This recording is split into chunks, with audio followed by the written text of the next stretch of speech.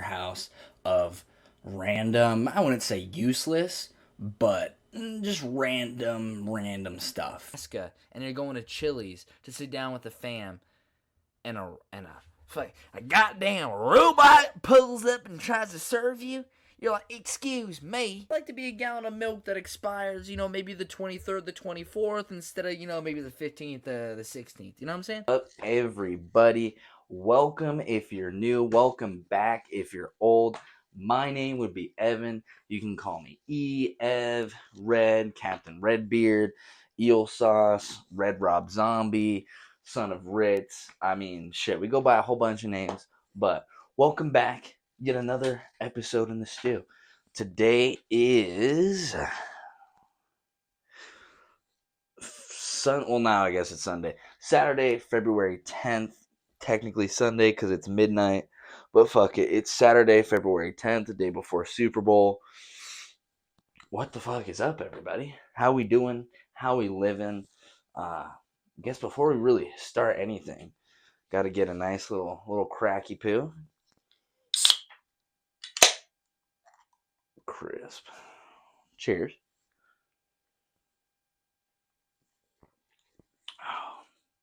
But yeah, what's up, everybody? I guess we'll start with did a little bit of a not rebranding, but a little bit of a fuck it. We'll call it a rebranding. It was brought to my attention in the comment section on the most recent video that apparently the thumbnail looks like a Nazi swastika or whatever the fuck, or like a Nazi symbol. And no, it's not. It's not. Not at all. It's an image that I found on Google that's from the original source of it, which will be the thumbnail for this video that you'll see before you click on the video. It's the same fucking logo, if you will, that's in the new thumbnail, that's in the old thumbnail, but now it's surrounded by a whole bunch of other people, and it looks a little bit more like an album or whatever the fuck. Not so fucking Nazi. The image is from this religion organization group called the Church of Final Judgment or The Process. You can look it up on Google. I don't really want to go into details. I Googled it a little bit because, to be honest with you, the original thumbnail that has been the thumbnails for the whole channel thus far that image has just been on my computer since like 2020. I don't know where the fuck I found it. Okay, and upon doing further research, because again, I saw the comments of people like, "Oh, this looks like a Nazi symbol. Oh, I was worried. This is a Nazi symbol." I was like, "All right, I guess I'm gonna have to fucking change it," but it's not. And I looked it up again because I'm like, "Oh yeah, what even is this again?" Because I kind of just picked a random fucking picture, and yeah, it's just basically this religion group that was started in like the mid 60s, went from like mid 60s, early 70s, and it was this husband and wife that broke off from fucking Scientology. They were too crazy for Scientology, if you can believe that. Scientology was like, yeah, I don't know about those guys. So they got fucking kicked out of Scientology, made their own bullshit, and used a lot of shit from Scientology mixed with their own new age belief bullshit to make their thing. And the whole reason why it's connected to my bullshit, or why it's probably on my computer, is because they may or may not have been allegedly connected to Charlie Manson and the Manson family and all that kind of bullshit. So my edgy little ass is like, ooh, Charlie Manson, ooh, download a picture.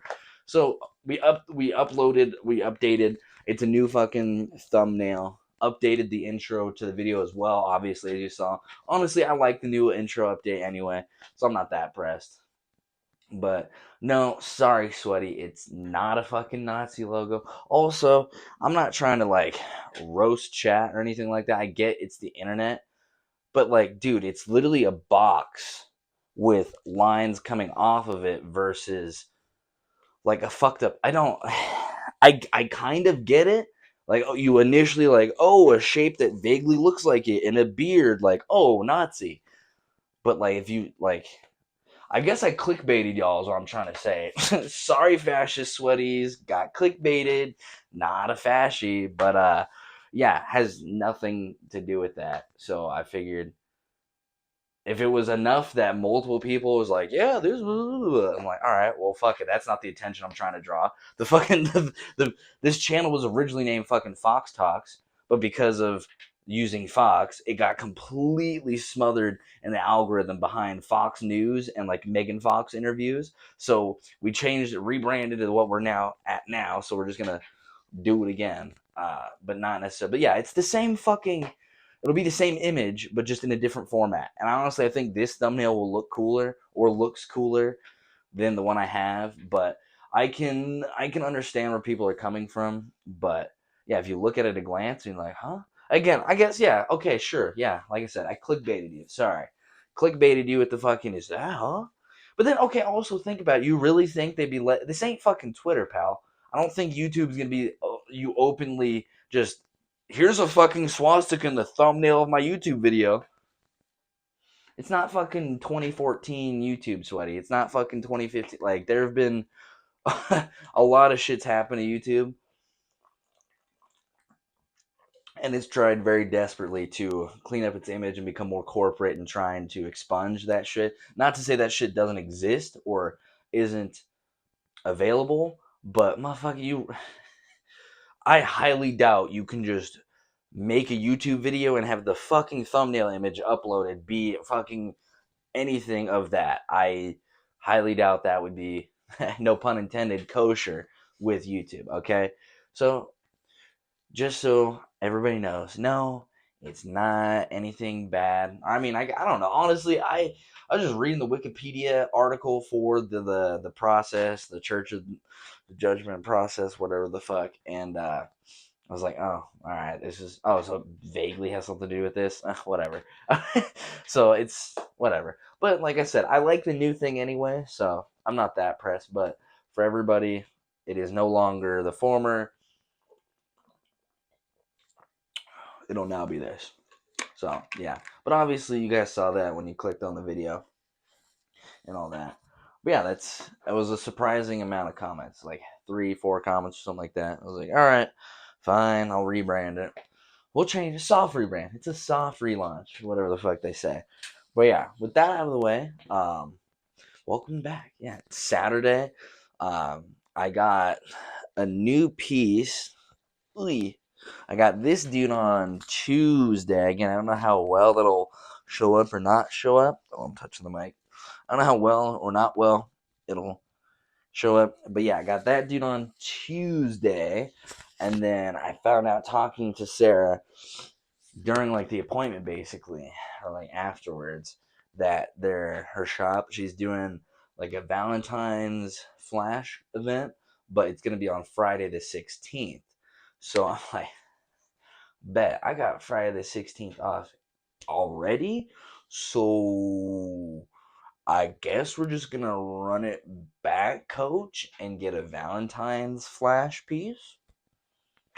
So that's gonna be fucking sick. She's gonna drop the flash pretty soon. I'm pretty sure, like the sheet, like what it's gonna look like.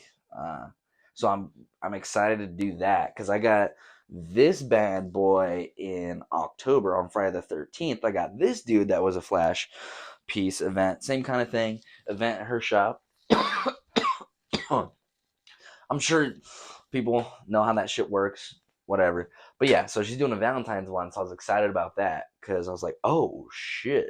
Because previous to that, the next piece is going to be in March for the tattoo convention. So this is a nice little, I mean, I guess it's like a week and some change after this piece, so it's not, damn, it's less than a week. Damn, today's Saturday, bro, and it's on Friday. Holy shit, let's go. See, I think I talked about this before on a previous one, but like future stuff and talking about future events doesn't really sound real until it gets closer to happening. So even with this, like, oh yeah, Valentine's and blah blah blah, I'm not registering that Valentine's is fucking next Wednesday, as in today being Saturday, Sunday, Wednesday. I'm like, oh shit. So we got the tattoo coming Friday, so that's gonna be sick. Have a new piece for that, and then yeah, we'll do March, do the convention. I'm gonna do. Sarah said she wanted to do like a neo-traditional like dragon head or something like that, but like lots of color, bold, thick lines. She said, And I'm like, oh, okay, all right, shit, I'm locked in. I'm I'm ready on that shit. So that bad boy will be somewhere in this region on like the inner side of my leg because I was watching Channel 5 with Andrew Callahan, and he it was very interesting placement. He's the first person that I've noticed really with it. But basically he has like the only leg tats he has right now are like his inner like this part of your leg, like right here he has a piece, and then on the other leg as well. And so he's like sitting crisscross applesauce, and just certain positions of him sitting throughout the video that I was watching, which is a very striking and like noticeable placement. I was like, huh, I never thought about doing something like that.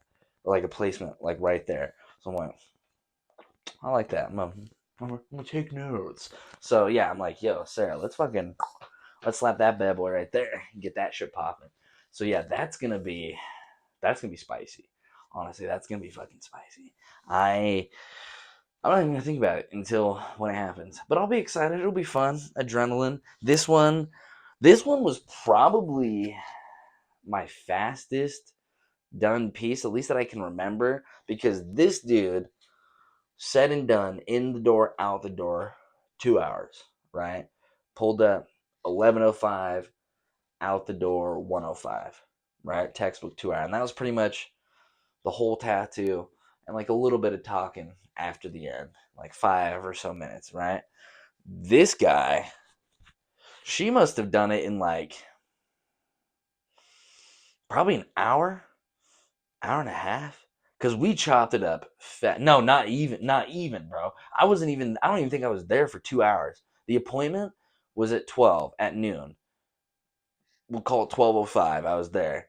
I was out definitely before 2. And we were definitely chopping it up, talking about all kinds of shit after the tattoo. So yeah, this was my fastest piece ever. I fucking love the way it came out. It looks so fucking sexy, and I knew when I showed my mom, I already knew what she was gonna say, because the placement of it now, it might look a little weird or a little awkward, but basically we're planning for the future and things in the future to come. So initially I wanted to put it more toward the back here, but then we kind of were brainstorming and planning like, all right, I wanted to get an elbow piece that would be similar to this. Well, actually nothing like this, just in the same area, but smaller, pertaining to this region.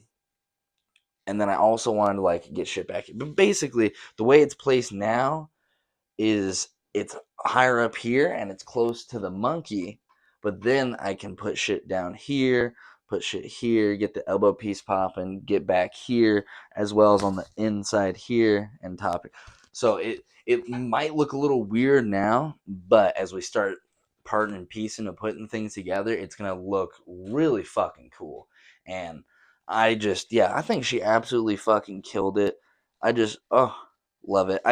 Every new piece I get is my like new favorite child, but this one's definitely up there, most definitely up there.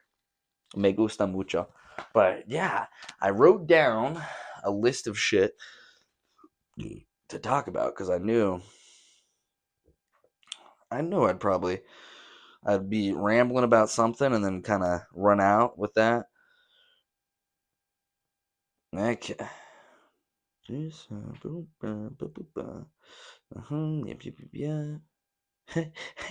Okay, so a cute little fucking little side tangent I found out tonight, like earlier tonight, a new development. My mom fucking is a big Post Malone head. She's a big postie. And that, I mean, we haven't really I haven't, obviously, with the internet, and I'm gonna be 25 this year. It's been probably a decade, yeah, at least a decade that I've been listening to my own music and listening to shit on the internet and whatnot. But the music that I grew up with and listened to on the radio and that we'd have on CDs and stuff like that, I don't know. Maybe I'm being a little ageist and a little me thinking like shit's antiquated, but I'm like, there's no way mom knows who Post Malone is, as if he's not some huge ass fucking musician person that exists. But no, not only does she know of his existence, of like, oh, you mean that guy that does the music and has the whole the tattoos? And you're like, yeah, that guy. Like, no, she really loves his music, and she was making dinner earlier tonight. We're watching TV, and she starts blasting fucking Psycho, and I haven't heard that since that shit came out. I'm gonna look it up right now when that bitch came out, because this song was everywhere when it came out, and then I haven't heard of it pretty much since then. But I had a weird kind of not nostalgia, but it put me in a nice little pace as far as like vibes. I was like, oh my god, I haven't. Oh, dude, I remember. Oh shit, like it was just throwing me back. Honestly, it was just throwing me back. Let's see. What year? You're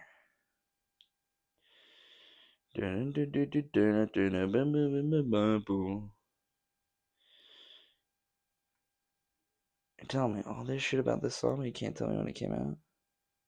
Bro.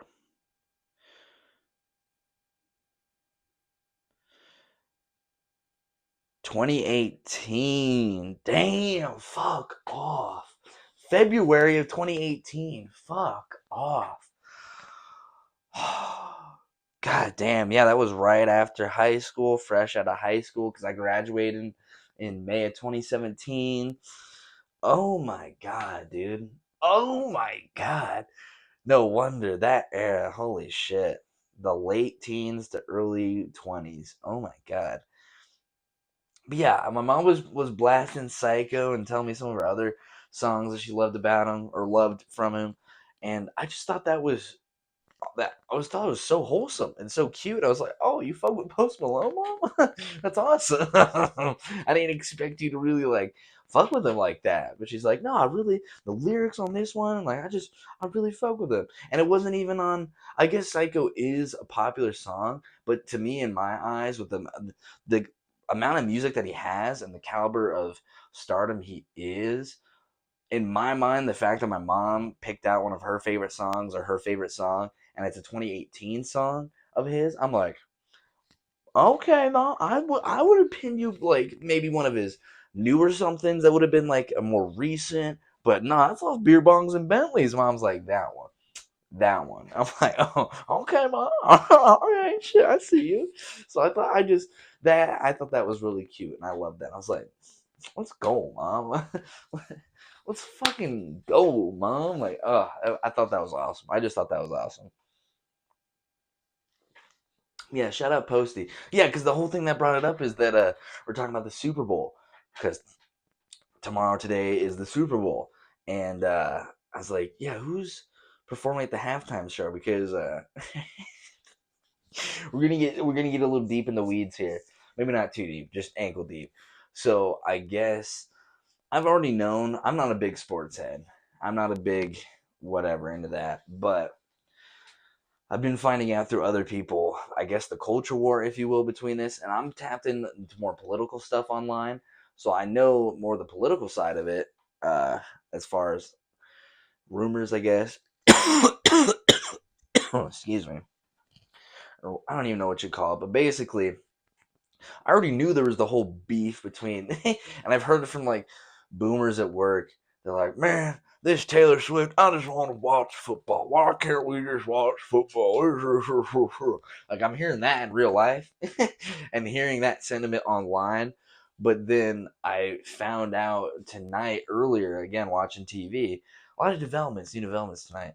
I was just on Twitter scrolling for a sec, and I guess people think the new conspiracy, or at least a prevalent one, is that I guess the Super Bowl is gonna be rigged so that the Chiefs win. So then Taylor Swift will get like fake proposed to at the halftime show by Travis Kelce, and then they'll both endorse Joe Byron and like go get everyone to vote. It's like a deep state fucking op to get the Democrats elected. And I'm just sitting here. I'm just like, can we just get back to football? Can we just get back to tossing the pigskin? But no, these people are just so these people are fucking. So some people are saying like, "Oh, this game's rigged. It's already gonna be thrown." Like, "Oh, blah blah blah, blah blah blah blah blah blah blah blah blah blah blah." And I didn't know it was that deep, bro. I had no idea it was that fucking deep. And geez, for people who just want to focus on the game and get back to the game, these motherfuckers are really chirping off about everything but the game. It seems like I don't know. I had no idea people were just I guess this upset. And again, I don't even necessarily understand it. I'm tapped in culturally in other ways and not in other ways, and I guess just sports and this thing is not something I'm tapped into. But like, just looking at it, I don't just like what's the big deal? And like I've seen other people point out like just her involvement alone is bringing in people and like just pointing out a lot of aspects to this that are either a net neutral or a net positive that wouldn't make sense for it to be all this doom and gloom that people are hyping it up to be, or some people are hyping it up to be. But all of this to be said, in the midst of that conversation and those developments, we're like, who the fuck's playing the halftime show? Yeah, because okay, yeah. So we're following the plot. T Swizzle, she's gonna get proposed to by fucking Travis Kelsey, and they're gonna fucking Joe Byron get the jab. But who the fuck's performing the halftime show? And it was fucking Usher. I'm sorry, Usher as the headliner of the Super Bowl. Hey, call me a boomer. You know what? You know what? I've already admitted I'm tapped out of the culture in certain points. Maybe Usher's fucking him, Thaniel, all that in a bag of chips. I don't fucking know. I can't personally remember the last time I've even heard an Usher song, or people even mention Usher, even in passing, even like at all, just any level of relevance, like at all in the past 5 to maybe 10 years. I mean, bro, it's been a minute since I fucking heard anything about Usher or of Usher. That motherfucker's headlining it, but Posty is gonna be in there, and then fucking Reba McEntire is gonna be on there, and then there's some woman, I forget her name, is singing. I guess there's a black national anthem. I guess she's singing that, and then I don't know why I'm chuckling. It's fucked, but I'm chuckling because the concept of it's fucking funny. So for whatever reason, there's gonna be, for the first time ever, a live DJ. So during the Super Bowl, I guess like when the teams come out in between plays, I was kind of just scrolling through reading, but basically there's gonna be a live DJ in between the fucking Super Bowl and I don't know. I'm chuckling at that, but the DJ is supposed to be Tiesto, which is like, I'll be uncultured, the Justin Bieber of like fucking dubstep, right? He's like right up there with like Marshmello. Like, even I know who the fuck Tiesto is. Probably blasted his shit back in middle school. But anyway, he was supposed to headline, or not headline. He was supposed to be the fucking DJ, but then a couple days ago he had to cancel due to family emergency, which is the bummy part. But he got replaced by some fucking dude that I don't even know his fucking name. But I was just chuckling at the fact that there's gonna be a fucking a fucking DJ at the Super Bowl. It could be fire. We'll find out. We'll find out tomorrow if it's fucking gas or if it's fucking pass. I don't know. But yeah, I just thought it was really cute that my mom fucked with Posty on more than just like a surface level. And then she was showing me more songs that she fucked with. I was like, God damn, Mom, you've listened to more posts than I have. What the fuck is this? What the fuck? This is weird. But yeah, I'm excited. We're gonna got the Super Bowl tomorrow, like I've been saying, and then we have what's called a Gem and Mineral show, which is just basically that, and it's market, like an open market with kind of all kinds of stuff, but some things are gems, some things are minerals, but then other vendors sell like tapestries, trinkets. Think of it kind of like a street fair, but with like, I don't know, rocks and more like outdoorsy shit. I don't know. They have cool. There's like a cool ass. I don't even know who the fucking person is. It'll be like a whole big ass tent. It'll be all these like figurines and like, yeah, I guess figurines of different sizes and of all different kinds of shit. And it's all made out of like metal and like bike parts and like rebar and chains and shit like that. And there's a fucking like life size fucking full bodied fucking predator. There's fucking dreads or bike chains and shit. Like it's fucking hard. And they have like all kinds of shit like that. Just all kinds of cool shit. So that we're gonna go to that tomorrow and just fuck around, have a good old time. Then we got the game. Game will be popping off. Watch that bullshit. Yeah, it's gonna be fun. I've been streaming so much. I've been streaming every day. Today will be, I think, the 12th day in a row streaming. So almost 2 weeks we've been doing this shit, and it's been honestly really fucking fun. It has been the easiest. I talked about it last time. It's been the easiest medium of the Empire thus far to produce and put out there. And excuse me, I've been tweaking with the settings and the recording and everything. I'm pretty sure I have it down now to where, because basically the monitor that I'm playing video games on and that the stream is recording on is at a higher resolution than what you can stream on Twitch or like on streaming platforms and shit like that. So I basically had to dummy down my gameplay or the visuals of my gameplay in order to have it be put in a format to be able to stream so people can watch it and stream it and stuff like that. And initially, at first, I was doing it and I basically had these bars on the top and the bottom of it that it looked like kind of like you're watching a movie. And that was just having basically the resolution of the stream set to what my monitor was set at. So they had these weird bars. So then I did some troubleshooting, figured out, okay, was able to take the bars off and make it fit the screen so that when you open it full screen, it fit the full screen, but then it was kind of stretched vertically. So then like my scope, for example, like circle objects would be just slightly ovular or just a little more elliptical, I think is the word.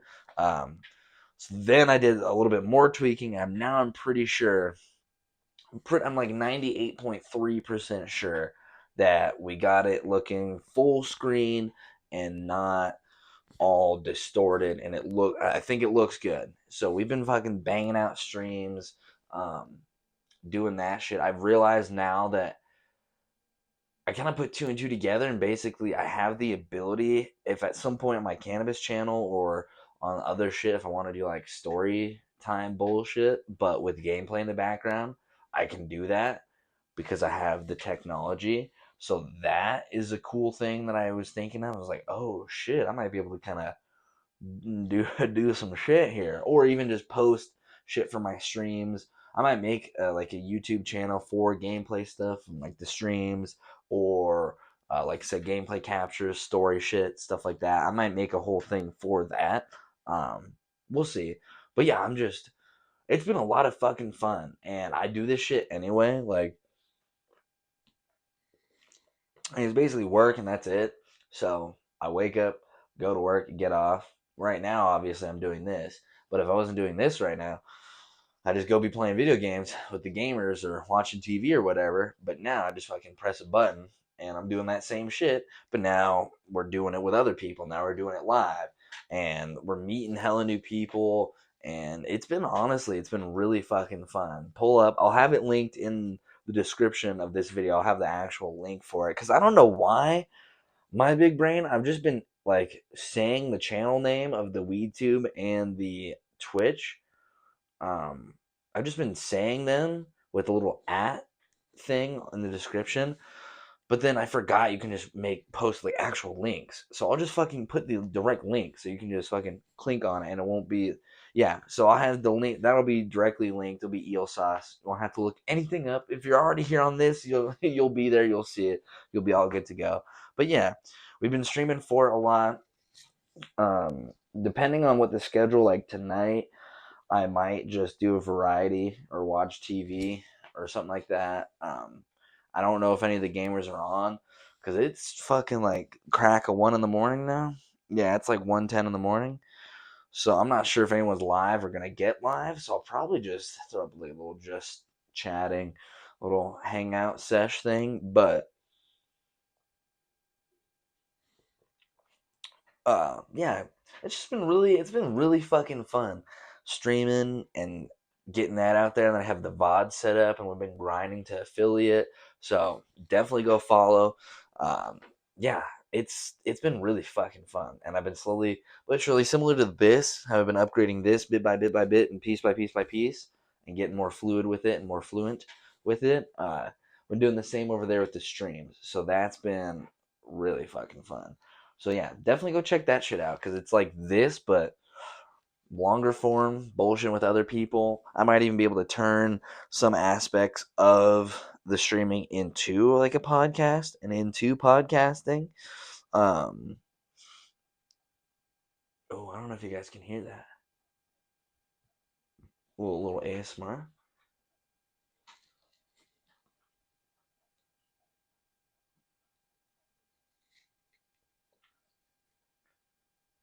It's just nice pitter patter of rain on the roof. The weather has been really cold and stormy because all the bullshit that California's been getting has been blowing down towards us.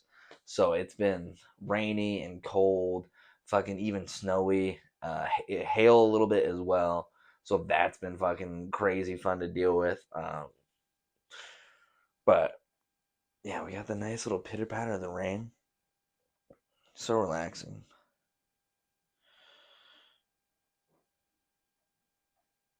Oh, that is so nice. I always have the fans on in my room so I can like never hear the rain. So it's nice to be able to hear the pitter patter on the roof like that. But yeah, my mom and I, we finally, well, not finally, watched it pretty fucking fast, but we finished the Game of Thrones in basically 5 weeks. So we started watching. I got sick right after Christmas, and I was out for like 3 days. So like the 27th to I think like the 30th of December, I was sick as a dog, just out, tapped out.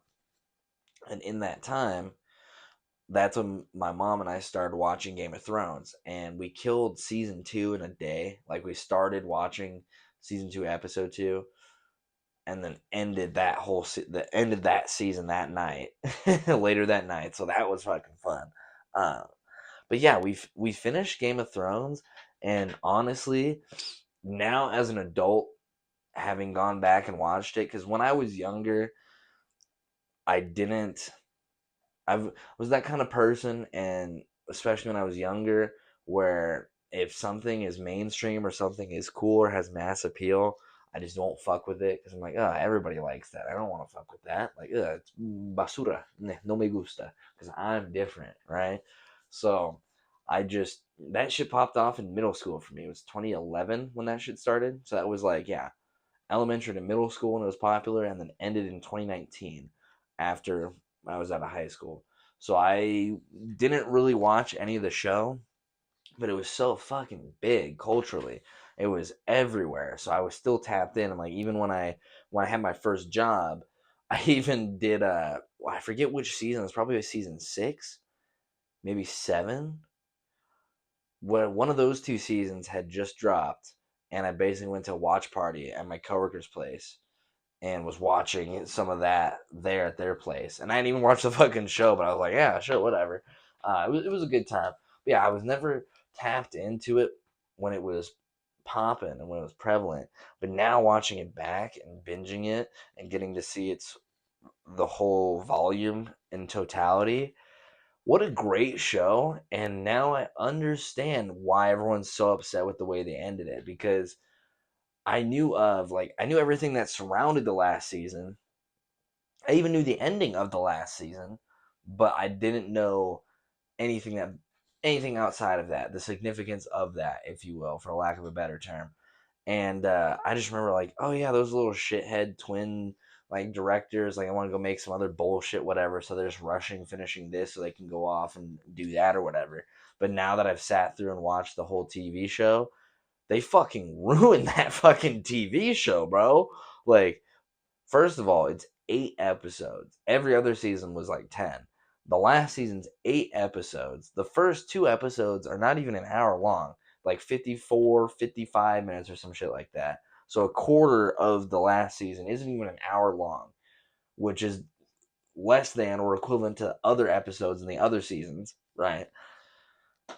And bro, they spoilers for a show that ended fucking like 5 years ago. From the beginning of the show, you follow the mother of dragons, Daenerys, being the queen, getting to the Iron Throne, and blah, blah, blah, blah, blah, blah, blah, right? They spend the entire fucking show leading up to her getting to get to this position where she gets to be the ruler of it all. Cersei does fucked up shit to maintain position to be ruler of what is of it all, right? And then she just gets fucking. Even honestly, talking about it now is just annoying because I'm thinking about and replaying it. They fucked up that show so fucking bad. They spent almost a decade, they spent 8 years following a storyline. Then the character finally gets to that point and then gets killed. She doesn't eat. I don't even think she gets to sit down in the fucking throne, bro. I deadass. I don't even think she gets to. Before she gets fucking killed. My brother in Christ. The past 7 fucking seasons was literally all her conquest of taking all these people and doing all this shit and coming all across the fucking world to then be at this place, to then be the ruler, okay? And then she gets there, fucks shit up. Oh, it's all ash, and you know how many children you killed. It's fucking all ruined and shit. I think she literally, oh my god, I think the closest she got to it was just like walking in the same room as it. I think she dead ass like walked into the ruined throne room, and like 30 feet in front of her was the fucking throne.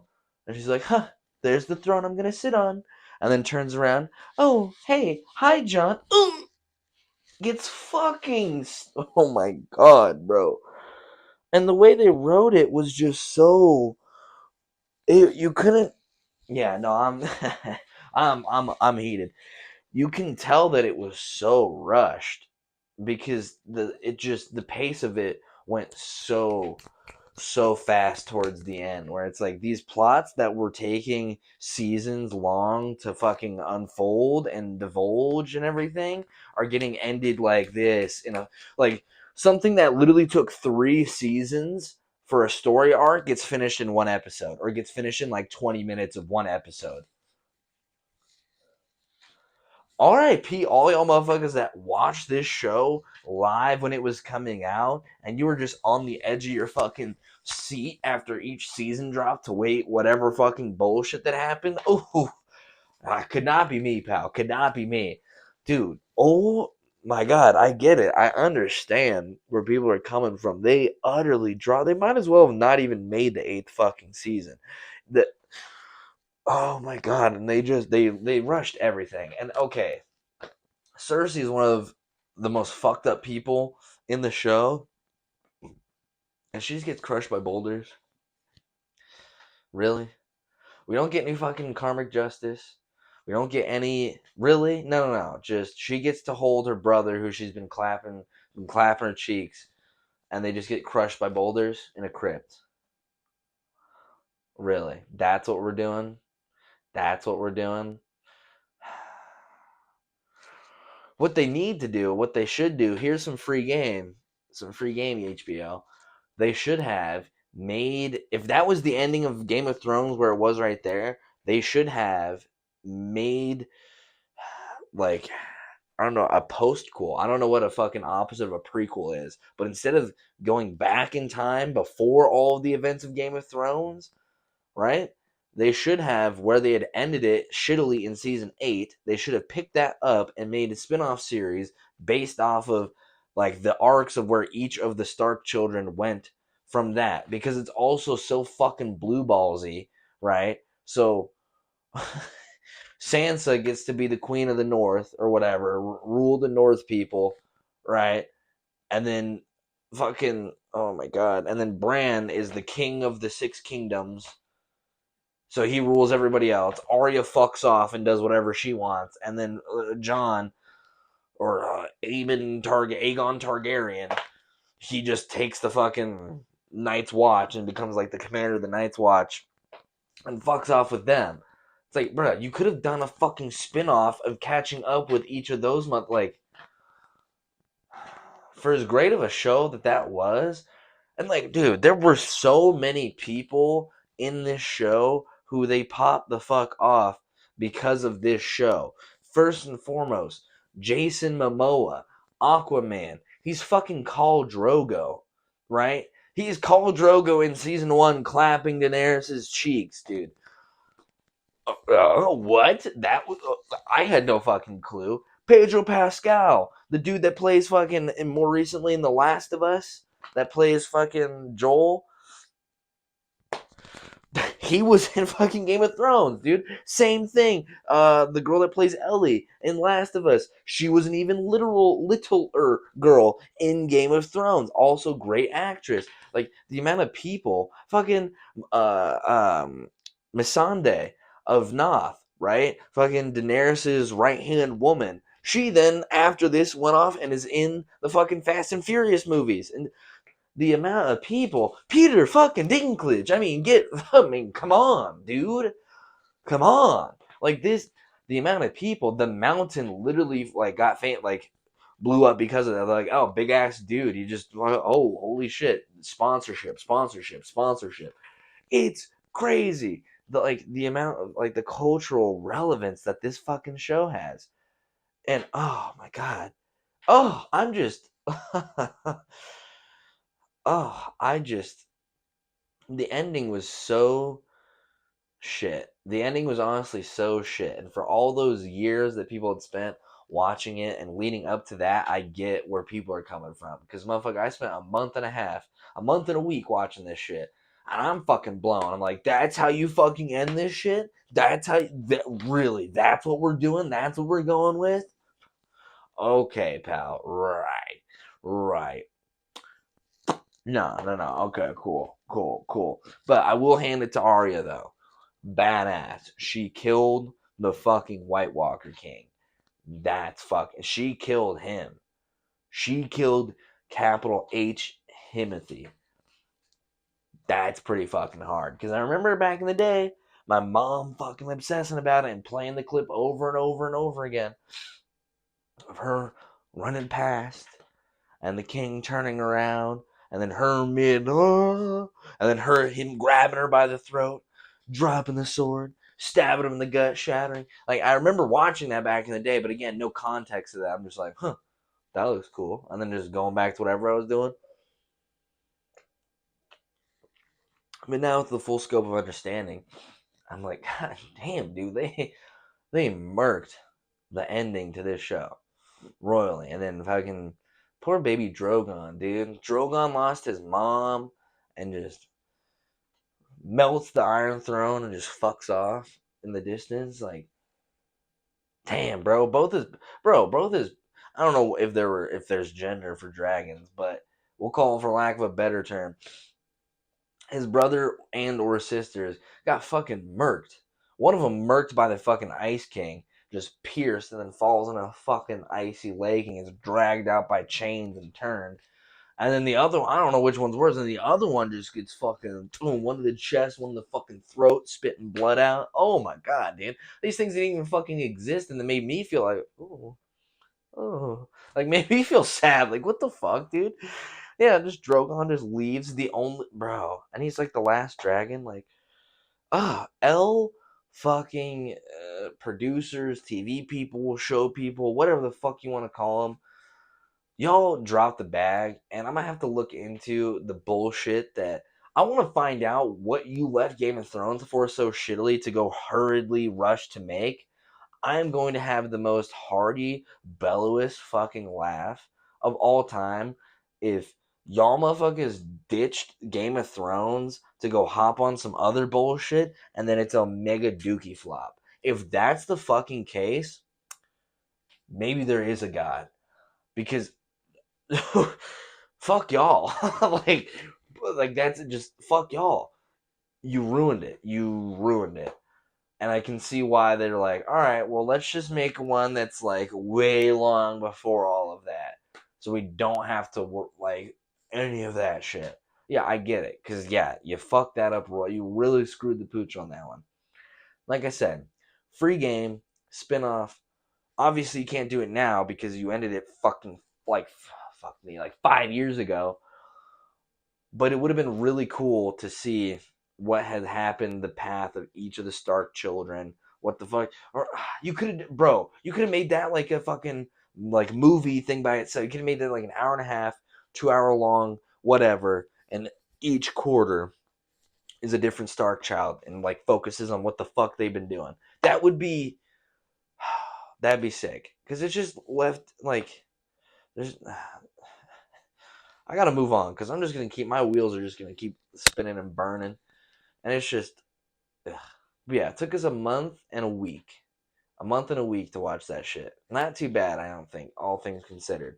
But now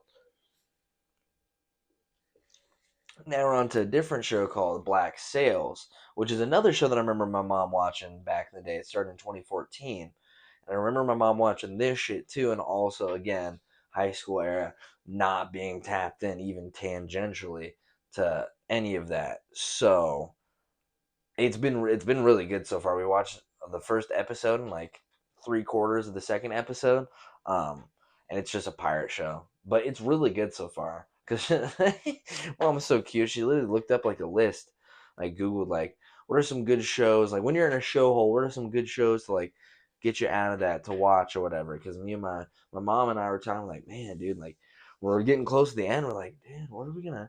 We've been watching. This has been our staple for the past X amount of time. Like, what are we gonna do when we get there? And we're like, well, we'll cross that bridge when we get there. And well, we crossed that bridge, and thankfully, she figured out a new spot for us to go.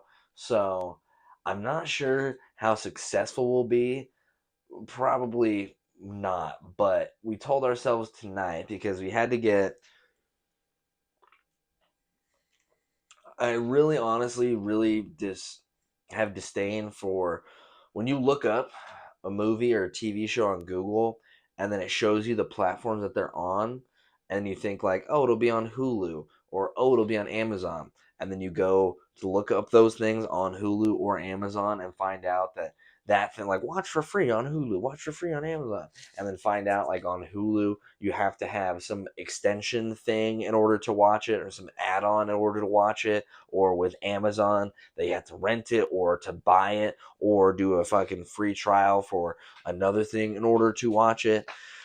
So we looked up Black Sails and it was on Hulu. So we're like, great, Hulu, bet we have Hulu, tap in, look up in Hulu, pulls up Black Sails with fucking live extension, whatever the fuck. And we're like, bro.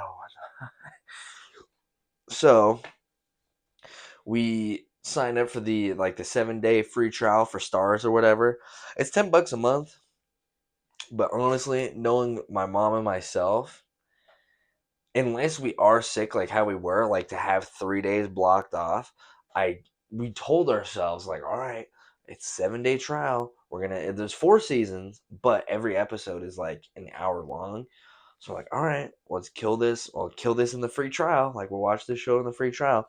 But knowing my mom and I don't think so. And it's $10.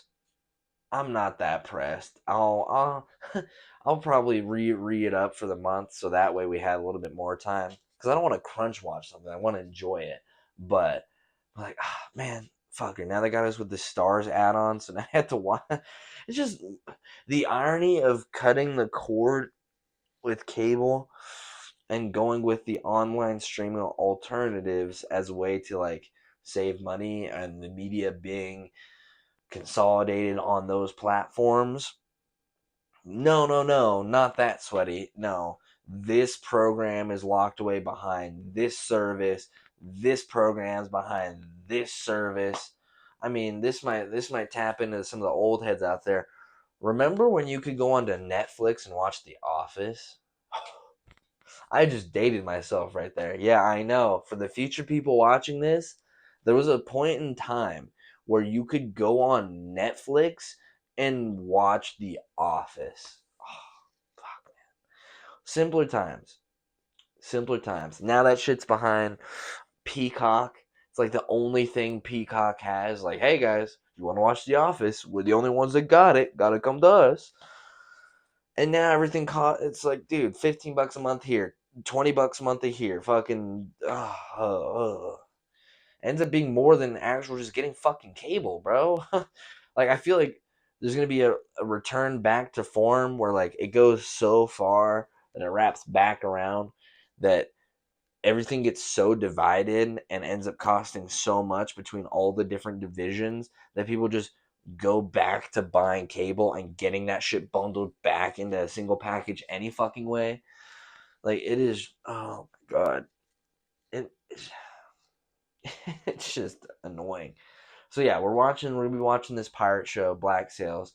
I've tapped into it here and there, see my mom watch it. So I'm excited to actually fully watch it because the first couple episodes so far really fucking juicy and just I don't know what it is. There's been a correlation between the TV show that has a really fire intro, like cinnamon. I don't know what you call it, like the visuals of it mixed with the soundtrack of it. Fire. Game of Thrones, Westworld, Black Sails, the intro of this show is so just magnificent, and then the show itself is magnificent. And I don't think that's a mistake. I think there's a high correlation between a fire ass fucking intro and a really good fucking TV show because I can think of plenty examples that those two check off. And those three right there, where it's like, oh, that's a really good intro to a show. That's just a really good fucking show. Huh. Weird how that kind of shit works, right? Oh, oh damn. I think have I been I mean, damn, I've probably been yapping for like an hour already. Time flies when you're having fun, right? Damn, dude, I really can't believe I'm getting that pieces next fucking Friday. Cause yeah, Valentine's Day. Oh my god, dude, our schedules come out. They're like weekly, and they come out every Friday. And I found out Friday, so I got worked out. Excuse me, or will be worked out to where I'm not working tomorrow. I'm not going into the details of it, but basically, I'm not working tomorrow, Super Bowl Sunday. I was supposed to. Had I worked tomorrow, I'd be working every day from Wednesday up until Valentine's Day. So I have tomorrow off, thankfully, but if I didn't, I would have been working every day from the 7th of February till the 14th of February and then gotten Thursday and Friday off and then working fucking Saturday. It should be a fucking crime to have to work that many fucking days in a row. I'm not on a fucking oil derrick in the middle of the fucking Atlantic Ocean, okay? There's no need, for Christ's sake, no pun intended, this Judeo-Christian culture. Y'all motherfuckers have a whole... There are people that I work with that don't work on Sundays because it's their religion and they go to church. Everyone deserves to have a day off, alright? This shit's bullshit. I am so fucking tired of working I'm not talking your fucking 3, 4, even 5 days. I'm talking 7+ days every fucking day. And then having to hear the same fucking song come on at the same fucking time every fucking day. It makes you want to deep throat a fucking 12 gauge. Oh my God. It is. I am so happy that I have tomorrow off for a multitude of reasons. But yeah, that'll be my break. And then from Monday through Wednesday, not too bad. And I'll have Thursday, Friday. But goddamn, dude, like that is some.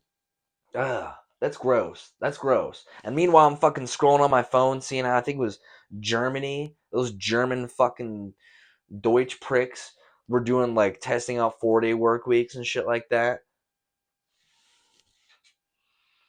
Fucking Europeans. Unbelievable. I'm over here working fucking every day of the fucking week. Ugh. Ugh. Yeah, no, I'm just I did a 10:30 to 6:30 today. Who knew just fucking standing still could be so goddamn draining? My legs, my lower back, it is just, and I'm not even doing anything. That's the crazy. I'm literally POV, just fucking shmeep, shmeep, shmeep, shmeep, shmeep, shmeep, shmeep. Like the most I'm doing is probably this activity, but dude, my lower back and my fucking legs. Oh, it is basura. I just, oh, no me gusta, no me gusta, no me gusta, no me gusta, no me gusta. Yeah, I fucking hate these 8-hour fucking shifts. It is just, that shit's for the birds, and not even the birds want that shit. I can tell you that much. I can tell you that much right now. Offer it. It is, ugh. Yeah, I'm gonna enjoy my fucking day off. Won't be sleeping in, but that's okay because I don't work till like 3 or 4 on Monday. So I'll be definitely sleeping the fuck in Sunday night. So I'm already good for that. I'm kind of, because I've had a weird schedule this week of being like a morning to mid morning person, like work wise, like 8 to something, 9 to something, 10 to something, when normally I'm like 12:30 to 3 or something. So my body's kind of gotten used to waking up earlier or early-ish, and I mean I'm still on an asshole schedule. I went to bed last night after 5 in the morning, and then got up at like before 10 or a little after 10. So my body's still on asshole timing, even though I'm on like somewhat normal people timing. So like it's past 1:30 right now. Yeah, it's like 1:40 right now, and I'm gonna go stream after this, and then go to bed. So I'll probably be doing the same bullshit again, bro. I'll probably go to bed at like 5 in the morning, and then wake up at like 10, be out the door at like 10:30, be up all day. I'm gonna be a fucking faded ass, slumped ass gamer. Oh, I gotta get fucking, I'm gonna write a note. I gotta get cones and wraps and shit for the game. Because I'm trying to get faded then. Ooh.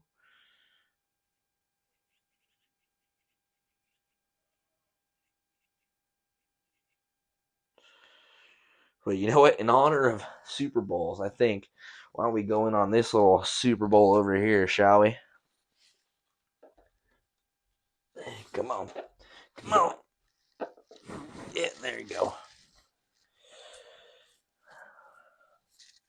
Tonight, we're smoking on some fire unknown, but it is some homegrown from the homie Justin. Shout out, Justin. Don't think, nah, he probably doesn't watch any of this shit, but shout out, Justin. He's fucking sick.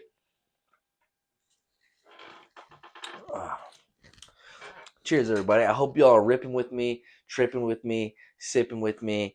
And to all my sober soldiers out there, I commend y'all. Cheers.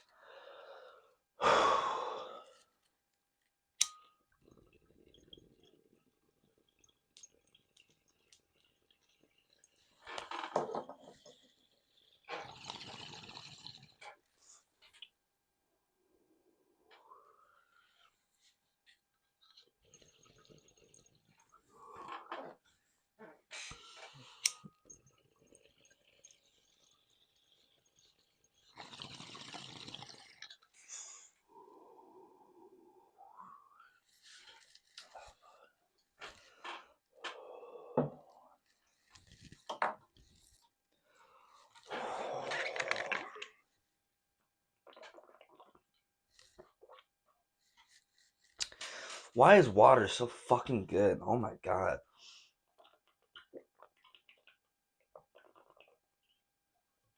Oh. Shout out H2O. Whenever those two hydrogens decided to click up with that one oxygen, shout out y'all. Y'all are holding it down here in a big way.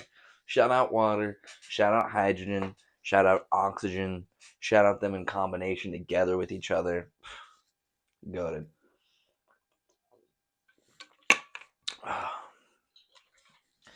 But I think y'all know what time it is now in the episode. Now it is time to get into some circle time reading. Gather round, sit down, crisscross applesauce. Yes. Let us see, let you guys see. All right. Oh man. Ugh.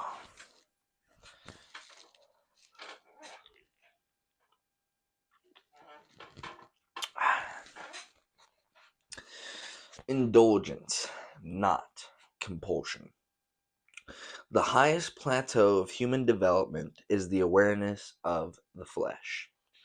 Satanism encourages its followers to indulge in their natural desires. Only by doing so can you be a completely satisfied person with no frustrations which can be harmful to yourself and others around you. Therefore, the most simplified description of the satanic belief is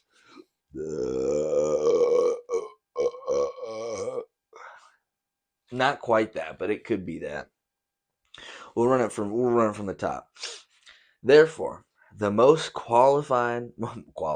simplified description of the satanic belief is indulgence instead of abstinence.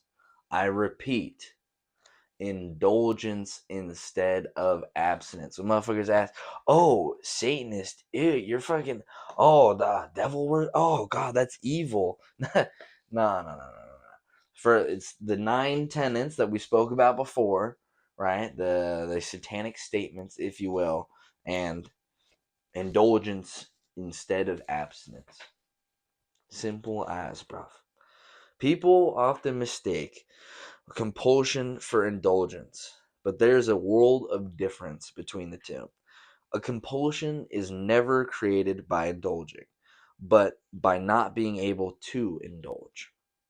By making something taboo, it only serves to intensify the desire, the forbidden fruit effect. Motherfucker tapped into it right fucking now. Everyone likes to do things they've been told not to. Quote, forbidden fruits are the sweetest. Webster's Encyclopedia Dictionary defines indulgence thusly, quote, to give oneself up to, not to restrain or oppose, to give free course to gratify by compliance, to yield to, end quote. The dictionary definition of compulsion is, quote, the act of compelling or driving by force, physical or moral, constraint of the will, parentheses, compulsory, obligatory, end quote. In other words, indulgence implies choice, whereas compulsion indicates lack of choice. When a person has no proper release for their desires, they rapidly build up and become compulsions. If everyone had a particular time and place for the purpose of periodically indulging in their personal desires without fear of embarrassment or reproach, they'd be to sufficiently released to lead unfrustrated lives in the everyday world. They would be free to plunge headlong into whatever undertaking they might choose, instead of going about their duties half-heartedly, their creative urges frustrated by denying their natural desires. This this would apply in the majority of cases, but there will always be those who work better under pressure. Generally, those who need to endure a certain amount of hardship to produce their full capabilities are in basically artistic vocations. God damn it. Are in basically artistic vocations. So gassy, excuse me. Parentheses, more will be said later about fulfillment through self-denial, in parentheses. This does not mean to imply that all artists fit into this category. On the contrary, many artists are unable to produce unless their basic animal needs have been satisfied. For the most part, it is not the artist or individualist, but the average middle class working man or woman who is lacking the proper release for their desires. It is ironic that the responsible, respectable person, the one who pays society's bills, should be the one given the least in return. It is they who must be ever conscious of their moral obligations and who are condemned for morally indulging in their natural desires. The satanic religion considers this a gross injustice. They who uphold their responsibilities should be most entitled to the pleasures of their choice, without censure from the society they serve. Finally, a religion (Satanism) has been formed which commends and rewards those who support the society in which they live instead of denouncing them for their human needs. From every set of principles (be it religious, political, or philosophical) some good can be extracted. Amidst the madness of the Hitlerian concept, one point stands out as a shining example of this: strength through joy. Hitler was no fool when he offered the German people happiness on a personal level to ensure their loyalty to him and peak efficiency from them. It has been clearly established that the majority of all illnesses are of a psychosomatic nature, and that psychosomatic illnesses are a direct result of frustration. It has been said that the good die young. The good, by Christian standards, do die young. It is the frustration of our natural instincts which leads to the premature deterioration of our minds and bodies. It has become very fashionable to concentrate on the betterment of the mind and spirit, and to consider giving pleasure to one's body, the very shell without which the mind and spirit could not exist, to be coarse, crude, and unrefined. As of late, most people. Oh, this is in fucking. Okay, this is important. This motherfucker put this bitch in all caps in the middle of a fucking paragraph. As of late, most people who deem themselves emancipated have left normalcy only to transcend into idiocy. Fuck. Into idiocy. Not me saying idiocy on idiocy. Oh, jeez, Luigi. Oh. By way of bending their. Bro, these boxers are the. I gotta get better boxers. Does anyone have a good fucking, like. I need a good boxer plug. Fuck. This is just annoying. By way of bending their behinds around to meet their navels, subsisting on wild and exotic diets like brown rice and tea, they feel they will arrive at a state of spiritual development. Hogwash, says the Satanist. He would rather eat a good hearty meal, exercise their imagination, and transcend by means of physical and emotional fulfillment. It seems to the Satanist that after being harnessed with unreasonable religious demands for so many centuries, one would become one would welcome the chance to be human for once. If anyone thinks that by denying their natural desires they can avoid mediocrity, they should examine the Eastern mystical beliefs which have been in great intellectual favor in recent years. Christianity is quote unquote old hat, so those who wish to escape its fetters have turned to so called enlightened religions such as Buddhism. Although Christianity is certainly deserving of the Christianism criticism it has received, perhaps it has been taking more than its share of the blame. The followers of the mystical beliefs are every bit as guilty as the little humanisms of the quote unquote misguided Christians. Both religions are based on trite philosophies, but the mystical religionists profess to be enlightened and emancipated from the guilt ridden dogma which is typified by Christianity. However, the Eastern mysticism is even more preoccupied than the Christian with avoiding animalistic actions that remind them that they are not a saint, but merely a person, only another form of animal, sometimes better, more often worse. than those who walk on all fours, and who, because of this sin, because I really got. This is honestly kind of a funny challenge. It's not even supposed to be a challenge. I'm just impaired. That's just what it is. I'm an impaired individual, but god damn, this is fun. Okay. Just fucking spitballing, freestyling new fucking words aren't even there. Yeah, okay.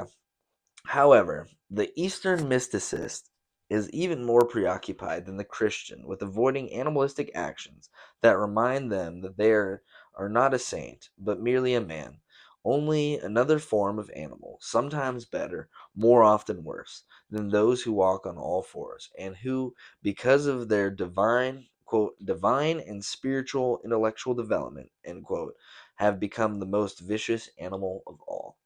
The Satanist asks, what is wrong with being human and having human limitations as well as assets? By denying their desires, the mystic has become no closer to overcoming compulsion than their kindred soul, the Christian. The Eastern mysticist, or mystical beliefs.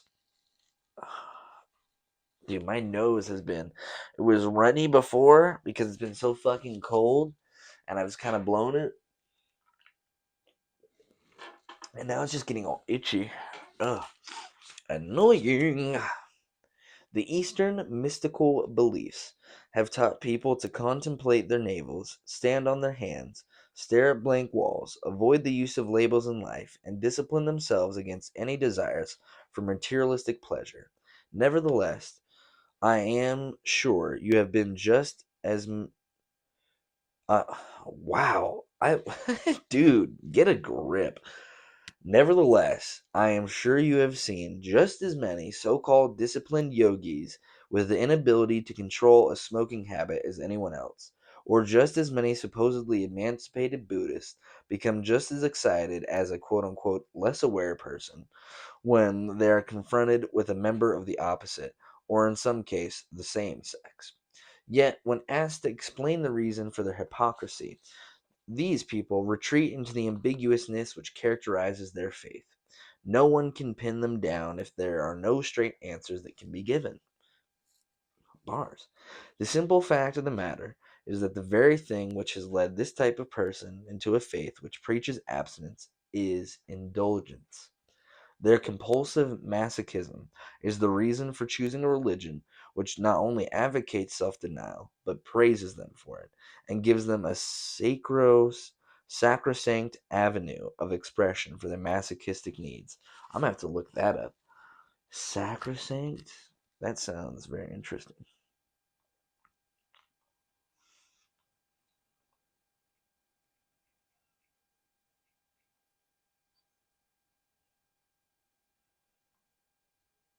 Sacro. Sacrosanct. Sacrosanct. Especially of a principle, place, or routine regarded as too important or valuable to be interfered with. Oh, shit. The individual's right to work has been upheld as sacrosanct. Damn. Damn. So that's some fucking important business, right? That's some holy business.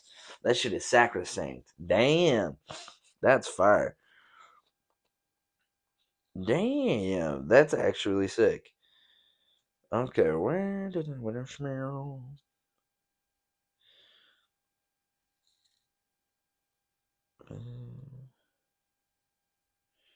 Okay, yeah. Damn. That.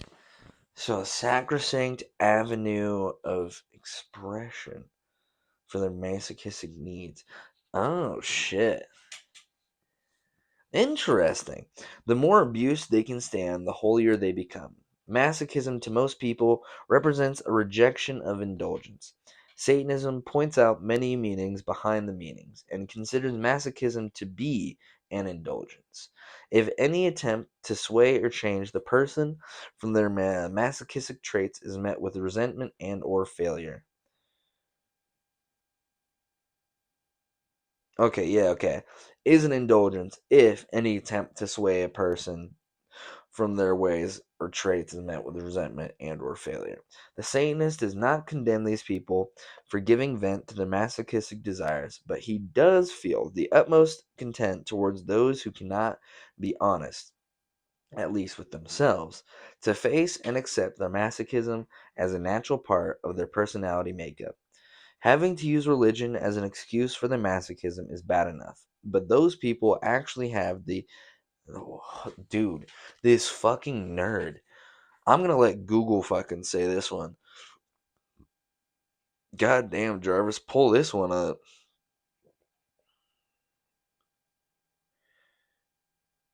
Effrontery. Motherfucker. Effrontery. Effrontery? What? Bruh.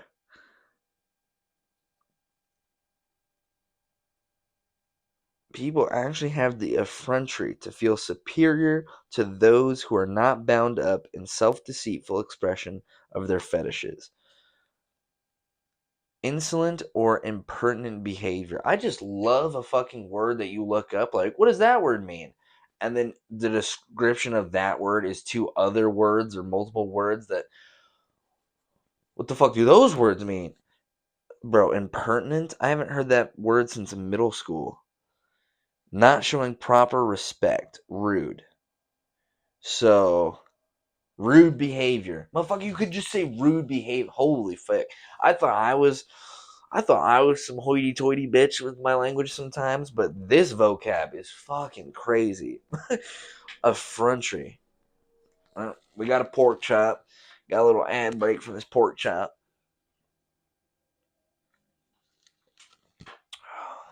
Alright.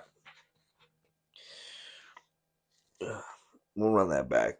Having to use religion as an excuse for the masochism is bad enough, but these people actually have the balls, the rude behavior.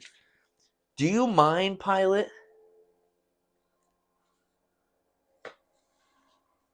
Sir, it is the crack of 156. This motherfucker's right over.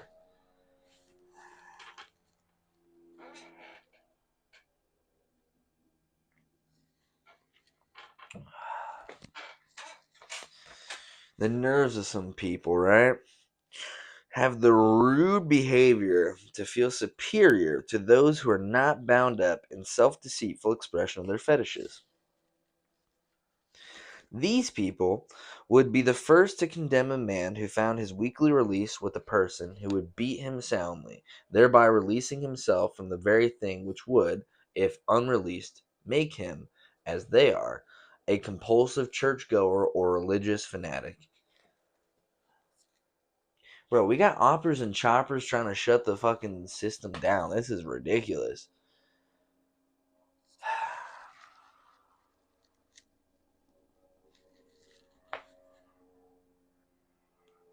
You know what the scary, well, not scary, but sus part is they're probably circling looking for some motherfucker that's like somewhere near us right now, which isn't the first and only time this has ever happened.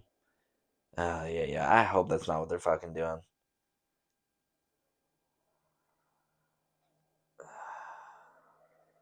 Bro, I think the pork chop's dead ass hovering over the neighborhood. Bro, all right, we're gonna try and just all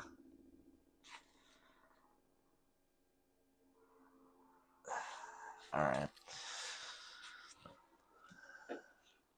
Sir, I'm trying to do a fucking pod in here. Thank you. Rude.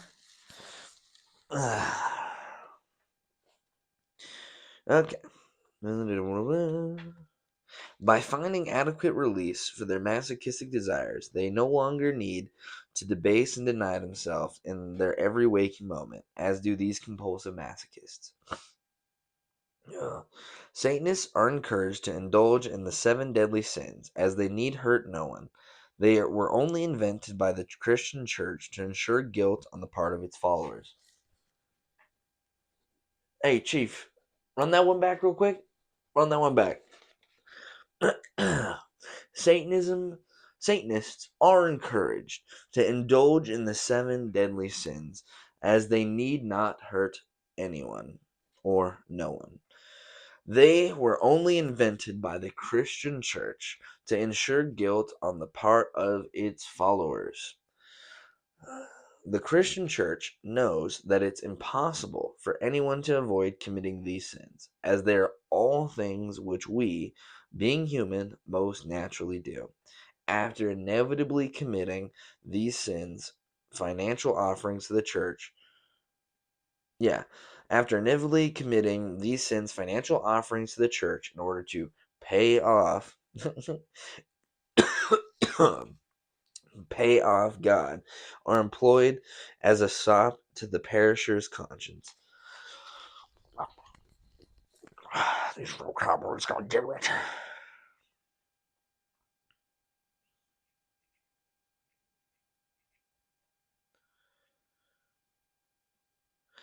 A thing, Sop.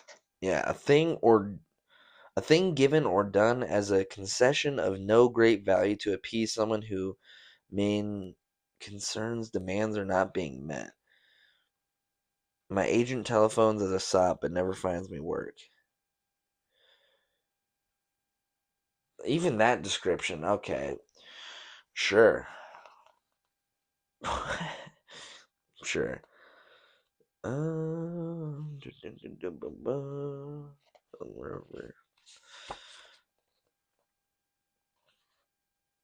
Oh, okay. So they're saying, gotcha, yeah. Satan has never needed a book of rules because vital natural forces have kept man sinful and intent on preserving himself and his feelings. Nevertheless, demoralizing attempts have been made on his body and being for his soul's sake, which only illustrate how misconceived and misused the labels of indulgence versus compulsion have become.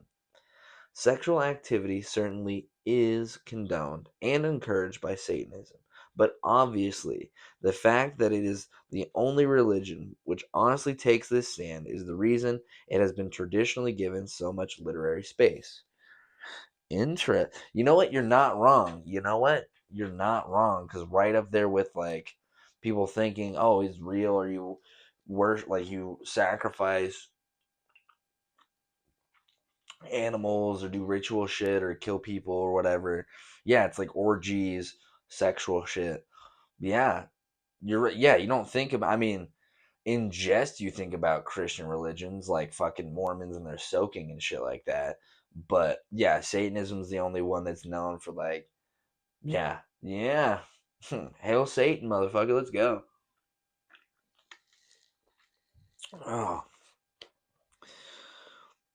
Naturally, if most people belong to religions which express them sexually, anything written on this provocative subject is going to make for titillating reading. If all attempts to sell something, be it a product or an idea, have failed, sex will always sell it. Titties. The reason for this is that even though people now consciously accept sex as a normal and necessary function, their subconscious is still bound by the taboo which religion has placed upon it. So, again, what is denied more intensely what is denied is more intensely desired. Uh, uh, Excuse me. And that's not even us. That's just animals. I mean, we are animals, but that's other animals as well. Cats, dogs, little kids. Yeah, dude. You tell something that they can't have it. Oh, I'm sure probably octopi, like smart birds and shit, dolphins. They'd probably do the same shit. They'd probably try and figure out. Yeah, they'd probably do the same shit. It's just animal behavior, bro. It's just animal fucking behavior. Ugh.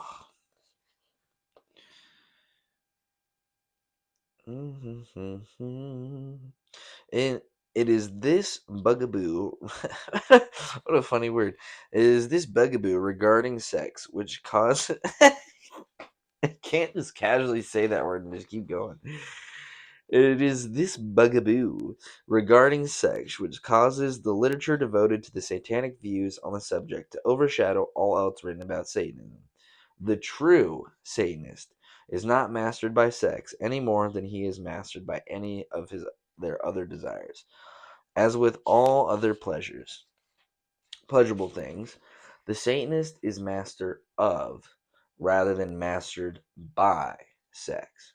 They are not the perverted fiend who is just waiting for the opportunity to deflower every young virgin, nor is the skulking degenerate who furtively hangs around the dirty, but oh my god. Dude, this is really, oh my god, this is really time stamping itself. This is really time stamping itself. Okay. Nor is the skulking degenerate who fervently hangs around the quote dirty bookstores, slavering over the quote nasty pictures. Yo, we got the fucking gooners now. We got those nasty pictures online, baby. We don't need the store no more. We don't need the store no more. Ironically, though, well, not ironically at all. That reminds me, I do need to go to an adult sex shop because I need to have some old school porno mags. Like I need to have some old like I don't even know, like Playboys, Hustler, whatever. I just need to have some fucking classic porno bags. Going in to being this digital, everything's fucking online, just having physical media from like this shit right here. I don't even, bro. I can't even read on these ones when year these ones come out. This one I think is, yeah, this one's 1981. This bitch came out in 81. I think this one says February on the, bro. Bro, Doctor Strange 1984, bro. It's from 84. Like this shit is awesome, and I love physical media like this. I need some fucking porno bags. I need a fucking shoebox full of old porno bags because that is just, oh, I love it. We don't have woods down here in the Southwest, or at least not prevalently. So next week, next Friday, is 2/16. So I took that day off. Basically, I won't give away too much of the video. I'll explain in more detail. Basically, I'm going to be doing a video based on this next Friday, and we'll just be consuming a lot, we'll say.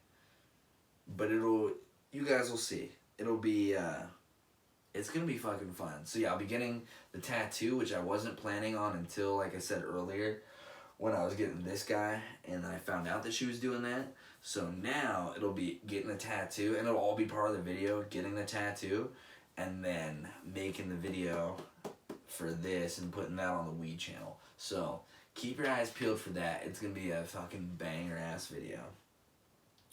But let's see. Yeah. The watchword of Satanism is indulgence instead of abstinence, but it is not compulsion. On the choice of a human sacrifice. Ooh, this is spicy now. Now we're getting up there. Let's go. This is what the people really want to tap into right here. This is creaky as hell. The supposed purpose in performing the ritual of the sacrifice is to throw the energy provided by the blood of the freshly slaughtered victim into the atmosphere of the magical working, thereby intensifying the magician's chances of success. The, quote, white magician assumes that since blood represents the life force, there's no better way to appease the gods or demons than to present them with suitable quantities of it. Combine this rationale with the fact that a dying creature is expending an overabundance of adrenal and other biochemical energies, and you have what appears to be an unbeatable combination. The white magician, wary of the consequences involved in the killing of a human being, naturally utilizes birds or other lower creatures to his ceremonies. It seems these sanctimonious wretches feel no guilt in the taking of a non-human life as opposed to humans. The fact of the matter is that if the magician is worthy of their name, they will be uninhibited enough to release the necessary force from their own body instead of an unwilling and undeserving victim. Let's run that back. The fact of the matter is that if the magician is worthy of their name, they will be uninhibited enough to release the necessary force from their own body instead of from an unwilling and undeserving victim. Contrary to all established magical theory, the release of this force is not, I repeat, not affected in the actual spilling of blood, but in the death throes of the living creature. Okay? Oh shit! See now we're breaking down fucking warlock magic here. So it's not affected in the spilling of the blood, but in the death throes of the living creature. This discharge of bioelectrical energy is the very same phenomenon which occurs during any profound heightening of the emotions, such as sexual orgasm, blind anger, mortal terror, consuming grief, etc. Damn, so it's just like the energy, like super energy of an event, which makes sense. I mean, it's fucking dying. That's like the penultimate energy of an event. Damn. Of these emotions, the easiest entered into one of one's own volition are sexual orgasm and anger, with grief running a close third. Remembering that the two most readily available of these three, sexual orgasm and anger, have been burned into man's unconscious as sinful by religionists, it is small wonder they are shunted? Motherfucker, that says shunned. What the fuck? It is small wonder they are shunned by the white magician who plods along carrying the greatest of all millstones of guilt.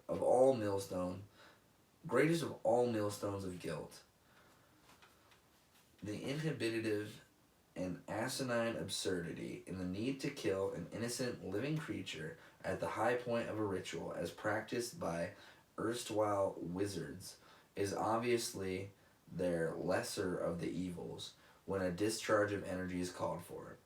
These poor, conscience-stricken fools who have been calling themselves witches and warlocks would sooner chop the head off a goat or chicken in an attempt to harness its death agony than have the blasphemous bravery to masturbate in full view of the Jehovah whom they claim to deny. The only way these mystical cowards can ritualistically release themselves is through the agony of another's death, actually their own by proxy. That's deep. Rather than the indulgent force which produces life. The treaders of the path of white light are truly the cold and the dead. No wonder these tittering pustules of mystic wisdom must stand within protective circles and bind the evil forces in order to keep themselves safe from attack. One good orgasm would probably kill them. You're just so uptight and so stressed that one good night just croak. That'd be crazy. Oh, the use of a human sacrifice in a satanic ritual does not imply that the sacrifice is slaughtered, quote, to appease the gods. Symbolically, the victim is destroyed through the working of a hex or curse, which in turn leads to the physical, mental, or emotional destruction of the, quote, sacrifice in ways and means not attributable to the magician. The only time a Satanist would perform a human sacrifice would be if it were to serve a twofold purpose, that being to release the magician's wrath in the throwing of a curse, and more important, to dispose of a totally obnoxious and deserving individual. See, exactly. It's only 2 times if you're an annoying fucking cunt, basically. That's funny. Under no circumstances would a Satanist sacrifice any animal or baby. Run that back, Chief. Run that back. Under no circumstances would a Satanist sacrifice any animal or baby. For centuries, propagandists of the right-hand path have been prattling over the supposed sacrifices of small children and voluptuous maidens at the hands of diabolists. Yeah, diabolists. It would be taught that anyone reading or hearing of these heinous accounts would immediately question their authenticity, taking into consideration the biased sources of the stories. On the contrary, as with all holy lies, which are accepted without reservation, this assumed modus operandi of the Satanist persists to this day. There are sound and logical reasons why the Satanist could not perform such sacrifices. Man, the animal, is the Godhead to the Satanist, the purest form of carnal existence, not grown old enough to deny themselves their natural desires. They can perceive things that the average adult human can never hope to. Dude, that is so fucking true. I think it's something spiritual. I think it's something scientific. I think it's because their brains haven't been, their perception of the world hasn't been molded yet. Because kids are on some shit. Kids are on some shit. They're not just some, I mean, they can be these fucking just germ factories, but other times they're tapped in. They kind of know some shit. They kind of, I don't know. There's something definitely to that. Therefore, the Satanist holds these beings in a sacred regard, knowing they can learn so much from these natural magicians of the world. They really are, man. Children really are natural magicians of the world. The Satanist is aware of the universal custom of the treader of the path of Agartha, the killing of the god. Excuse me. Inasmuch as gods are always created in man's own image, and the average man hates what he sees in himself, the inevitable must occur, the sacrifice of the god who represents himself. The Satanist does not hate themselves, nor the god they might choose, and has no desire to destroy themselves or anything for which they stand. It is for this reason they could never willfully harm an animal or a child. The question arises, who then would be considered a fit and proper human sacrifice, and how is one qualified to pass a judgment on such a person? The answer is brutally simple. Anyone who has unjustly wronged you, one who has, quote, gone out of his way to hurt you, to deliberately cause trouble and hardship for you and those dear to you. In short, a person asking to be cursed by their very actions. When a person, by their reprehensible behavior, practically cries out to be destroyed, it is truly your moral obligation to indulge them their wish. The person who takes every opportunity to pick on others is often mistakenly called sadistic. In reality, this person is a misdirected masochist who's working towards their own destruction. The reason a person viciously strikes out against you is because they're afraid of you or what you represent, or are resentful of your happiness. They are weak, insecure, and on extremely shaky ground when you throw your curse, and they might make ideal human sacrifices. It is sometimes easy to overlook the actual wrongdoing of the victim of your curse when one considers how, quote, unhappy a person they really are. It is not so easy, though, to retract the damaging footsteps of your antagonist and make right those practical situations he or she has made wrong. The, quote, ideal sacrifice may be emotionally insecure, but nonetheless can, in machinations of their insecurity, cause severe damage to your tranquility or sound reputation. Mental illness, nervous breakdown, maladjustment, anxiety, neuroses, broken homes, sibling rivalry, etc., ad infinitum, have too long been convenient excuses for vicious and irresponsible actions. Anyone who says, quote, we must try to understand those who make life miserable for those undeserving of misery is aiding and abetting a social cancer. The apologists for these rabid humans deserve any clobberings they get at the hands of their charges. Mad dogs are destroyed, and they need help far more than the human who conveniently froths at the mouth when irrational behavior is in order. It is easy to say, so what? These people are insecure. They can't hurt me. But the fact remains, given the opportunity, they would destroy you. Therefore, you have every right to, symbolically, in a video game, GTA, destroy them. And if your curse provokes their actual annihilation, rejoice that you have been instrumental in ridding the world of a pest. If your success or happiness disturbs a person, you owe them nothing. They are made to be trampled underfoot. If people had to take the consequences of their own actions, they would think twice. Now, see, we'll put a pin in it. I'm 50-50 on this. I agree with the overall message of, I guess, what goes around comes around, and, you know, you deal some shit, you get some shit.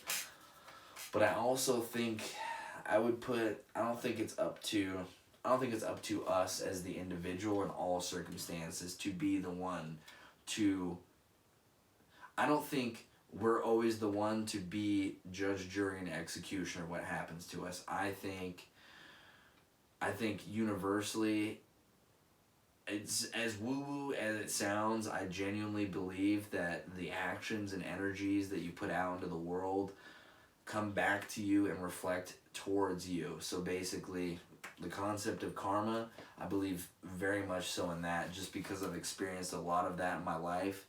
And I've wholeheartedly believe that sometimes it's not for us to be able to,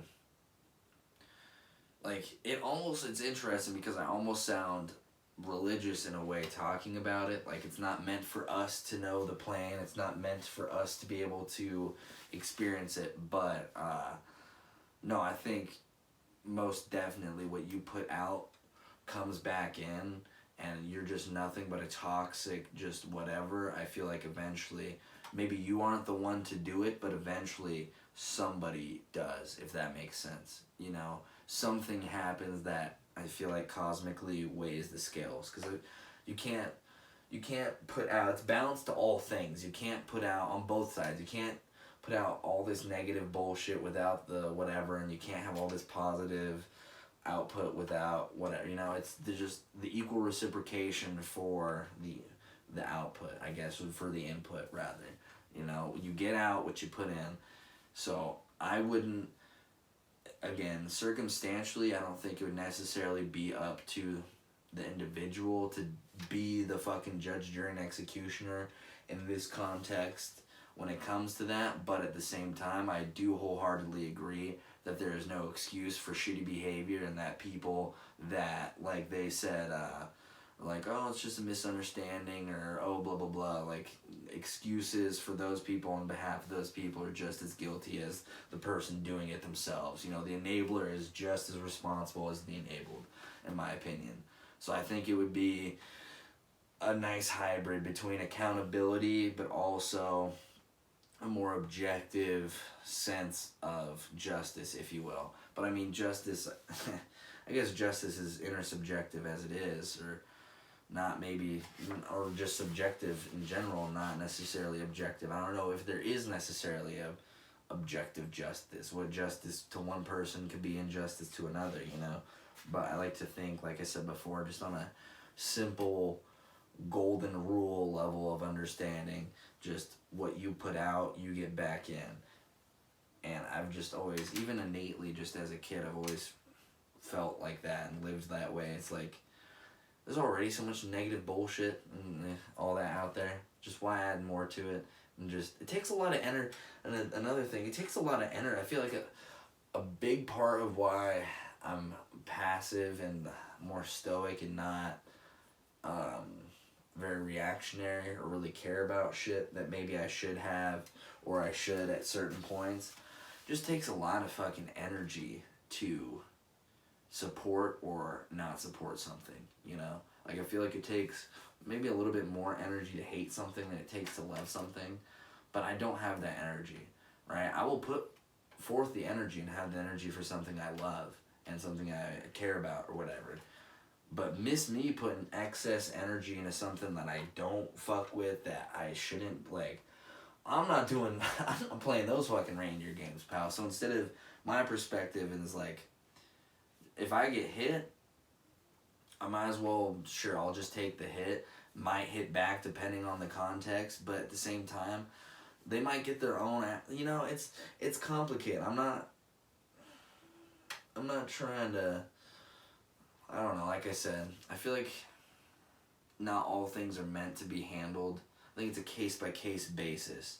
Some shit most definitely is just mano y mano, solved right there, but I feel like other shit isn't that simple, isn't that black and white, isn't that easy to just that. And I feel like there's a lot of bullshit in life that isn't worth carrying on to and holding on to. And especially nowadays, I've heard plenty of cases of negativity and that negative energy being the demise of shit. Like someone being so fucking angry in a road rage accident or in a road rage incident that it ends up getting them killed or them killing somebody else. That's fucking crazy. I could never get to that level, you know, that there's not a lot of shit on this earth that I would care that fucking much about, especially negatively, to get that whatever about. You know, there are a few select things, but that's because it's those few select things and it's very important to me. But, like, I'm not gonna... If this guy calls me a fucking asshole, I'm not gonna get, well, what'd you say, bro? I'm not gonna, alright, cool, yeah, thanks, dude. Yeah, you fucked my mom, that's awesome. Yep, I'm an asshole. Thanks, buddy. Let's keep it moving. You know, I don't have time for that shit. I don't fucking care. It's just effort. At the end of the day, it's just fucking effort. It takes too much effort on my end to fucking hate you and despise you. I don't care. I ain't got time for that shit. It's not like I'm doing anything better. It's not like I'm better than you. Like, oh, I ain't got time to waste on your ass. It's like, no, I want to go play Fort, bro. I ain't got time to fucking, oh, this motherfucking pussy, what's it? Man, he fucking, I don't, miss me on all that shit, bro. I could not be fucking bothered. I'm too lazy. Most of the time, too fucked up to give a shit about that. I'm not concerned. I'm not pressed. So yeah, I'm 50-50 on that last take. I think it should be, I like the quote before where it's something along the lines of like saving your love for those that deserve it, or saving your good energy for those that deserve it, than wasting it on ingrates or whatever. I think that is the thing. Instead of wasting my rage or my negativity or whatever on these whatevers, just put that into something else, or into something that would be funneled more positively, if that makes sense. You know, take those feelings and those emotions and turn it into something that would have a net positive instead of just a net negative, you know? Because ultimately, most of this bullshit, all of this bullshit doesn't matter, but especially this minutia of just these little tiny incidences that could have huge implications, they aren't worth it. And you look back on that incident, you're like, damn, bro, everything changed because that one fucking, it was that fast, everything just fucking, all because of emotion, because of ethos, you know? Just not worth it, man. Just not worth it. But I hope y'all, I kind of got a little bit more mellow, serious towards the end, but I'm getting honestly pretty faded. And it's 2:30 in the morning, but we're definitely going to crack off a stream. I hope y'all have enjoyed. If you made it thus far, let me know who you want for the Super Bowl. Are we going to go Chiefs? Are we going to go Frisco? Let me know. Myself, personally, I'm going Chiefs just because I got, you know, shout out Pa, shout out Stu out there. They were playing last year, hyped for the Super Bowl last year and them winning and shit. So we'll go Chiefs this year. My mom's going San Francisco because she's California, I live in California. So it should be interesting. But yeah, thank y'all for watching. I hope y'all enjoyed. And I will see y'all in the next episode.